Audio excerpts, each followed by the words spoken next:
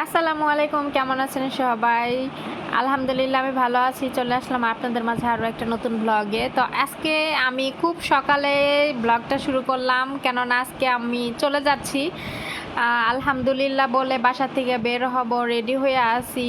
আমি 2টা 40-এ ঘুম থেকে উঠছি, উঠে ম্যাডামের জন্য চা বানাইছি, টুকটাক কাজ ছিল রান্নাঘরে সেগুলোও করছি। তারপর রুমে এসে ফ্রেশ হয়ে রেডি হয়েছি। এখন 4টা বাজতে 5 মিনিট বাকি আছে, আমার কফিলে আমাকে ডাক দিবে, হয়তো বা কিছুক্ষণের মধ্যে আমি বের হয়ে যাব। তো সবাই দোয়া করবেন যাতে সুস্থভাবে বাংলাদেশে আমি পৌঁছাতে পারি। বাংলাদেশে পৌঁছানোর জন্য আমি এই আসার জন্য আমি 2 দিন ধরে ঘুমাই না, জানেন? আমি 2 দিন ধরে আমার চোখে কোনো ঘুম নাই, আনন্দে আবার অনেক বেশি এক্সাইটেডের জন্য। তারপরে এই তো অনেকক্ষণ রাস্তায় গাড়িতে বসে থাকার পরে তো ওমানের এয়ারপোর্টে চলে আসলাম। দেখেন মাশাআল্লাহ, ওমানের এয়ারপোর্ট অনেক সুন্দর। এটা হচ্ছে বাহিরের সাইড। আমি বললাম আমার কফিলকে একটু ভিডিও করব, পরে বলে কর, সমস্যা নাই। তো আমি একটু ভিডিও করলাম আর কি। আমরা যখন রাত 4টা বাজে বাসা থেকে বের হয়েছি তখন কিন্তু বাহিরে অনেক অন্ধকার ছিল, আর এখন আমরা এয়ারপোর্টে পৌঁছাতে দেখেন আলো হয়ে গেছে। তারপরে আমি চেকিং, ব্যাগ ট্যাগ, ইমিগ্রেশন এগুলো সব কিছু শেষ করে আমি আমার যেইখানে গেট নাম্বার, ওই গেট নাম্বার খুঁজতেছি, ওইখানে আমি গিয়ে বসে থাকবো। আর এটা হচ্ছে ওমানের এয়ারপোর্ট। তো মাশাআল্লাহ, ওমানের এয়ারপোর্ট অনেক সুন্দর। আর আমি অনেক বেশি নার্ভাস ছিলাম, কেননা আমি ভাবছিলাম আমার জিনিস বেশি হবে হয়তো, বা পরে আবার একটা ঝামেলা হবে। আর এই জন্য আমি কি করছি, বাংলাদেশে আমি টাকা পাঠাই নেই। আমার কাছে যে টাকা ছিল আমি বাংলাদেশে পাঠাই নেই, আমার কাছে রেখে দিয়েছিলাম, কেননা আমি ভাবছিলাম যদি এয়ারপোর্টে জিনিস বেশি হয় তাহলে আমি হয়তো বা টাকা দিয়ে নিব। পরে দেখি যে না, আলহামদুলিল্লাহ আমার আরও 2 কেজি জিনিস কম হয়েছে, টোটাল 38 কেজি জিনিস হয়েছে 2টা ব্যাগে।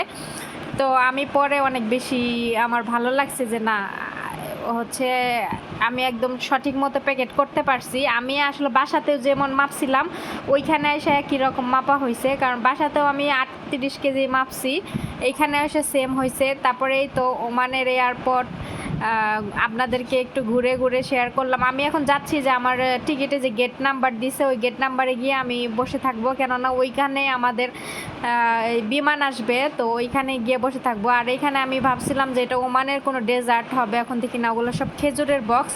কিন্তু এখানে অনেক বেশি প্রাইস। বাহিরে যেই চকলেট আমরা 1 রিয়াল দিয়ে কিনি, এইখানে সেই চকলেটের প্যাকেটের দাম 5 রিয়াল 6 রিয়াল। তো এইগুলো এখান থেকে মানে দেখাই শেষ, দেখা পর্যন্তই সুন্দর, কিন্তু কেনাকাটার জন্য না, কেননা অনেক বেশি দাম নেয় এখানে। এই জন্য আমি জাস্ট একটু ঘুরে ঘুরে আমি দেখলাম আর কি।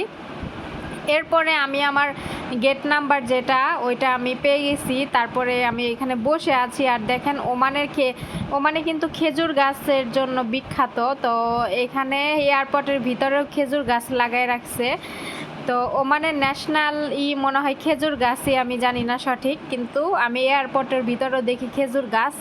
তো এই জন্য আপনাদের সাথে শেয়ার করলাম। আর এখানে টাকা এক্সচেঞ্জ করে, মানে মানি এক্সচেঞ্জ করে এখন পর্যন্ত অনেক বন্ধ আছে, এটাও বন্ধ ছিল, লোকজন ছিল না।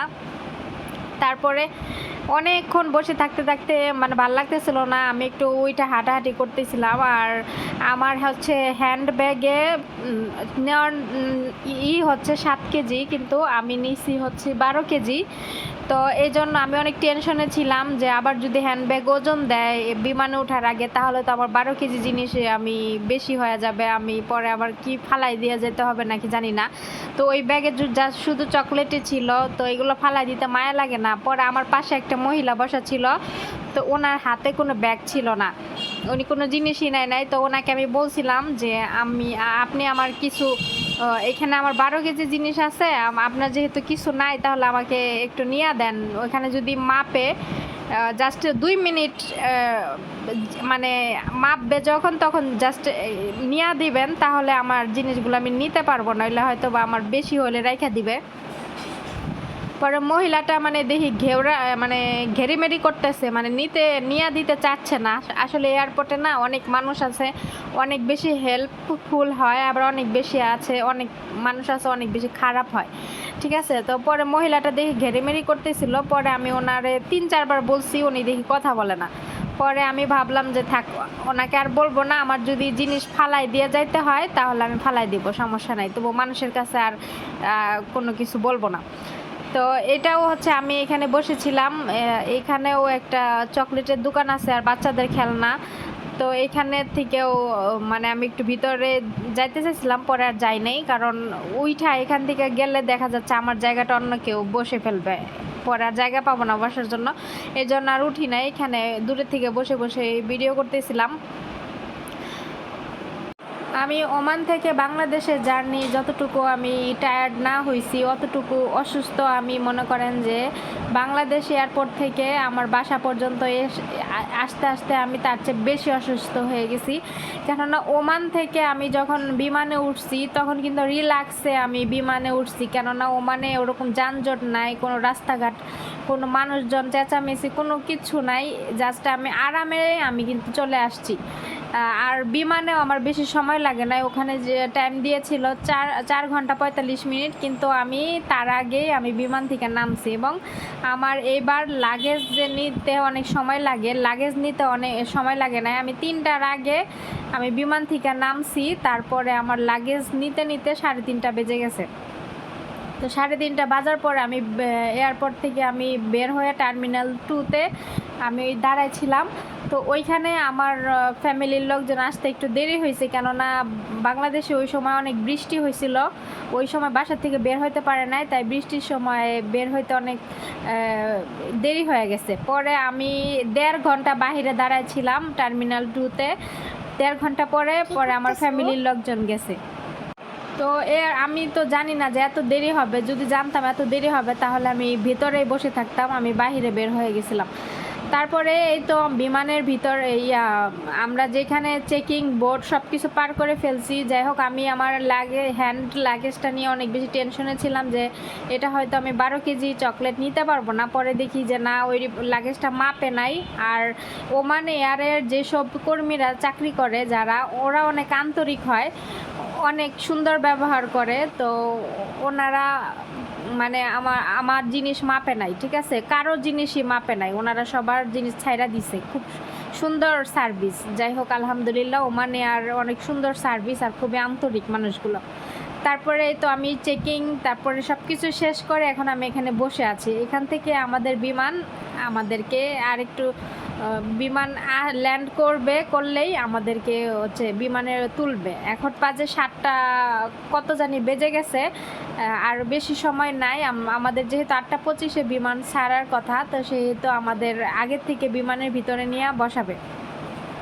তারপরে এই তো আমাদের যে বিমানটা ওইটা অলরেডি এইখানে চলে এসেছে। হ্যাঁ, ওমান এয়ার চলে আসছে। তো এটা আমি দূর থেকে দেখাচ্ছিলাম, আর অনেকে বলতেছিল যে এটা এখানে ভিডিও করা যাবে না, এখানে ভিডিও করার সমস্যা। পরে আমি বলছি যে না, এখানে ভিডিও করলে সমস্যা নাই, ভিডিও করা হচ্ছে যেখানে আমরা ইমিগ্রেশন করি, পাসপোর্ট, তারপরে আমাদের ডকুমেন্টগুলো যেখানে আমরা দেখাই, ওইখানে ভিডিও করা অ্যালাউ না, ওইখানে ভিডিও করা যাবে না, কিন্তু এখানে ভিডিও করা যাবে, কোনো সমস্যা নেই। তারপরে এই তো আমি বসেছিলাম এইখানে, দেখেন আমার পাশে আমার লাগেজ, আমার হ্যান্ডব্যাগ, তারপরে পাসপোর্ট, টিকিট সব কিছু নিয়ে আমি অপেক্ষা করতেছিলাম যে কখন বিমান আসবে আর কখন আমি আকাশে উড়াল দিব। আমি আসলে আগের থেকে দুপুরবেলা বাংলাদেশে মানে পৌঁছাইছি ঠিকই, কিন্তু বাসায় আমি টাইম মতো আসতে পারি নাই, এই জন্য টাইম মতো আমি ভিডিওটা ছাড়তে পারি নাই। তাই ভাবলাম যে এখনই আমি রাতের বেলা ভিডিওটা ছাড়ি। বাসায় এসে ফ্রেশ হয়েছি, খাবার খাইছি, খাবার খেয়ে তারপরে এখন এই যে ভিডিওটাই রেকর্ডিং করতেছি। তো এই তো আমি বিমানের ভিতর দিয়ে যাচ্ছি, এখানে আমি ঢুকবো। আর এই যে আমাদের বিমান, আর ওই জায়গায় এটা হচ্ছে সেট করলে আমরা ওই দিক দিয়ে চলে যাব। অনেকে এখানে দাঁড়া ভিডিও করতেছিল, আমিও করতেছিলাম। বিমানটা বেশি বড় না, ছোটই, লোকজন অত বেশি হয় নাই। যাই হোক, তবে আমার কাছে এবার জার্নিটা অনেক ভালো লাগছে। আর গতবার যখন আমি ওমানে এয়ারে গেছি তখন আমি আমার ব্যাগগুলো সাথে সাথে পাই না, 1 সপ্তাহ পর পাইছি। কিন্তু এবারও টেনশনে ছিলাম যে ব্যাগগুলো কি দেরিতে পাবো কি না, পরে দেখি না, আলহামদুলিল্লাহ আমরা পৌঁছানোর আগে আমাদের ব্যাগ ট্যাগ পৌঁছায় গেছে। তো সব কিছুই ভালো ছিল আলহামদুলিল্লাহ। আমি এখন পর্যন্ত আমার ম্যাডামকে জানাই নাই, মেসেজ দিই নাই। আমি ম্যাডামকে মেসেজ দিব, জানাবো যে ম্যাডাম আমি পৌঁছাই গেছি। আগে ভিডিওটা এডিটিং করে আপলোড করে নেই, তারপর আমি ম্যাডামকে মেসেজ দিব। তারপরে দেখেন আমি বিমানে উঠে পড়ছি, বসে আছি জানালার পাশে আমার সিট। যদিও আমার এটা সিট না, আমার সিট পড়ছিল ওই সাইডে, রাস্তার সাইডে। তো ওইখানে একটা ভাইয়া ছিল, আমার পাশে দুইটা ভাইয়া ছিল বসা। তো আমি বললাম যে ভাইয়া এটা আপনার সিট, আমার সিট ওইটা। তো ভাইয়া বলতেছে ঠিক আছে সমস্যা নেই, আপনি বসেন, আপনি মহিলা মানুষ, আপনি ওখানেই বসেন। এই জন্য আমাকে এক সাইডে দিছে। আসলে বললাম না যে আসলে এয়ারপোর্টে না অনেক মানুষ আছে খুব আন্তরিক, আবার অনেক মানুষ আছে অনেক খারাপ। যেমন ধরেন আমি আমার হ্যান্ড লাগেজটা আমি উপরে যে বিমানের বক্সের ভিতর আমি রাখতে পারতেছিলাম না, অনেক ওজন হয়ে গেছিলো, মানে উঠাইতে পারতেছিলাম না। পরে একটা ভাইয়া দেখি বসে আছে, উনি আমাকে দেখা যে আমি উঠাইতে পারতেছি না, উনি ওখান থেকে দাঁড়াইয়া পরে বলল যে আপনি রাখেন, আমি উঠাই দিচ্ছি। পরে ওই ভাইয়া আমার লাগেজটা উঠাই দিয়েছে। আবার যখন আমি বিমান থেকে নামবো, বিমান ল্যান্ড করছে, তখন ওই ভাইয়া আবার আমার লাগেজটা উপর থেকে নামাই দিছে। আমাকে জিজ্ঞাসা করতেছে যে আমি কি আপনার লাগেজটা নামাই দিব? পরে আমি বললাম হ্যাঁ দেন। দেখেন কত ভালো মানুষ, মাশাল্লাহ আলহামদুলিল্লাহ সব কিছুই ভালো ছিল। তারপরে আমরা কিছুক্ষণ ভ্রমণ করার পরে দেখেন আমাদের খাবার দিছে এখানে, ও আরব দেশের যেসব খাবারগুলো হয় এগুলাই দিছে। এখানে বাগ্গি ফল ছিল, তারপরে একটা রুটির প্যাকেট ছিল, ডাল, তারপরে একটু খিচুড়ি সবজি দিয়ে, আর ডাল ও সবজি দিয়ে ছিল। তারপরে আরও একটা ছোট দই ছিল, পানি ছিল, আর ম্যাঙ্গো জুস। এগুলাই যাই হোক খাবার টাবার খেয়ে নিছি বলে খাবার খেয়ে নিছি। তারপরে ঘুম দিয়েছিলাম আমি, সারা রাস্তায় আমি ঘুমাইছি জানেন, 2 দিন ধরে ঘুমাই না আমি, বিমানের ভিতরে অনেক ঘুমাইছি, যতক্ষণ ছিলাম ততক্ষণ আমি ঘুমাইছি। তারপরে একটু এই যে দেখেন আকাশ, আমরা এখন আকাশে, আমরা ছোটোবেলায় এই আকাশটার নিচের থেকে দেখা ভাবতাম কি যে সাদা সাদা ওগুলো তুলা মনে হয়, তুলার মতো দেখা যায় এটা ভাবতাম। তো আজকে আমি তুলার মাঝখানে আছি, একটু দেখালাম আপনাদের সাথে। নিচে কোনো পানি, কিন্তু ওগুলো সব পানি দেখা যাচ্ছে। ক্যামেরাও তো বেশি ফোকাস করতেছিল না, কিন্তু আমি খালি চোখে দেখতেছিলাম নিচে সব পানি, আর ওইগুলা আকাশের যে সাদা সাদা এইগুলা উঠতেছে, অনেক সুন্দর লাগতেছিল।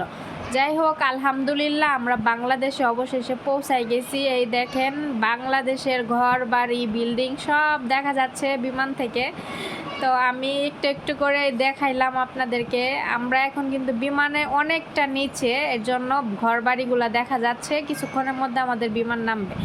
তো আমরা বিমান থেকে নেমে যে লাগেজের জন্য আমি অপেক্ষা করতেছি।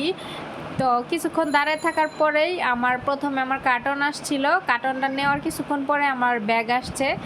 তো সব কিছুই সুন্দরভাবে হয়ে গেছে, এবার কোনো ঝামেলা হয় নাই। আর এয়ারপোর্টের পরিবেশ এবার অনেক ভালো ছিল,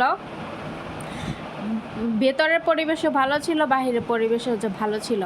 তারপরে এই তো আমি বাহিরে টার্মিনাল 2-তে আমি অনেকক্ষণ দাঁড়ায় ছিলাম, 1.5 ঘন্টা বললামই তো। আমি আর আমার সাথে আর একটা আন্টি ছিল, ওই আন্টিও দাঁড়ায় আছে অনেকক্ষণ। আন্টির বাসা হচ্ছে সিলেট, তার ফ্যামিলির লোকজন আসতেছে, বলছে রাস্তায় জ্যামে পড়ছে, এর জন্য আসতে দেরি হচ্ছে। তো আমি তো পরে 1.5 ঘন্টা পর চলে আসছি, কিন্তু ওই আন্টি দেখি ওখানেই দাঁড়ায় আছিল, ওনার ফ্যামিলির লোকজন এখনও আসে নাই। উনি আবার সিলেট যাবে, ওনার সারা রাত আজকে গাড়িতেই থাকতে হবে। তারপরে তো আমাদের বাংলাদেশের রাস্তাঘাট আমি দেখে মনে করেন যে দেখতেছিলাম, আর এত বেশি যানজট, গাড়ি বারবার জায়গায় জায়গায় থামায় রাখতে হয়, থামায় রেখে যায়। আরও আগে বাসায় চলে আসতাম, কিন্তু এই যানজটের জন্য আর আগে আসতে পারি নাই। আমি এই যানজটের ভিতরে পড়ে ভাবতেছিলাম, আর গাড়ি ঘোড়ার প্যাপো আওয়াজ শুনে আমি ভাবতেছিলাম আল্লাহ আমি কোথা থেকে কোথায় আসলাম। যাই হোক তবুও এটা আমার জন্মভূমি, আমার দেশ, আমার বাংলাদেশ আলহামদুলিল্লাহ। যত যাই হোক তবুও এটা আমার দেশ। আর আমার পাশে আমার মামি বসা ছিল, ওইটা হচ্ছে আমার মামি। আমি আর আমার মামি পিছনে বসছিলাম, আর আমার বোন, আমার আম্মু, ভাবি, মামাতো বোন সবাই সামনে বসছিল। মামাতো ভাই বোনের ছেলে মেয়ে ওরা সবাই সামনে বসছিল। তো যাই হোক এখন একটু মনে হাসি ফুটছে, যেহেতু বাসার কাছাকাছি না, এটা ঢাকার মধ্যে আমরা এই জায়গাটা। আর কিছুক্ষণের মধ্যে বাসায় চলে যাব। এখান থেকে নাকি আমাদের বাসায় যেতে 1 ঘন্টা সময় লাগবে। 1 ঘন্টা, মা অনেক অনেক বড় টাইম, লং টাইম। তো 1 ঘন্টা হইলেই আমরা বাসায় চলে যাব। তো ভিডিওটা এখানে শেষ করতেছি। সবাই ভালো থাকবেন। আল্লাহ হাফেজ।